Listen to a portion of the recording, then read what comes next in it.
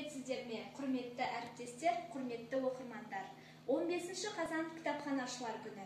Кітапхана өзінің барша ізгі ниетті оқырмандарын терең білім қорымен сусындатып, іздегендерге ізгілікпен бағыт көрсететін ақпараттық мәдени орда. Кітапханашы мен білім қоры мол кітапхана ақпарат іздеген адамға сұранысына байланысты қызмет көрсетеді. Кітапхана оқырман мен кітап арасындағы алтын көпір. Кітапханада жүрегін қалаған асыл сөзді, рухани аздықты іздеген кітабыңнан аласың. Кітапханашылар күніне орай кітап атадан қалған асыл мұратты кең көлемді кітап көрме ұйымдастырылды.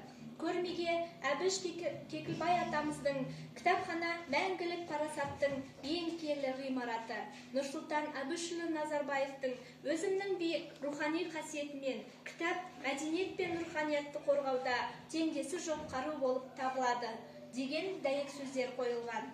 Өзіміздің басты құралымыз кітап болғандықтан көрмемізді кітап тарихынан бастауды жөн көрдік. Жиреншин из истории казахской книги, история книги. Екінші сөреде Қазақстан ұлттық кітапханасының тарихы атты 2 томдық басылым.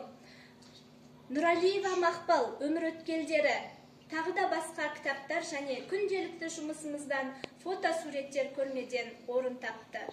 Кітапханашы мамандығының алуан түрлі қыр-сырына үйреткен майталман мамандарға, кітапхана ардагерлеріне алғыс айтамыз.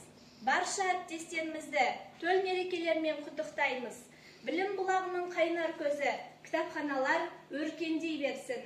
Отбасыларыңызға амандық, дендеріңізге саулық, кітапхана жұмысында жаңашылдықпен алға басып табысты болуларыңызды тілектеспіз.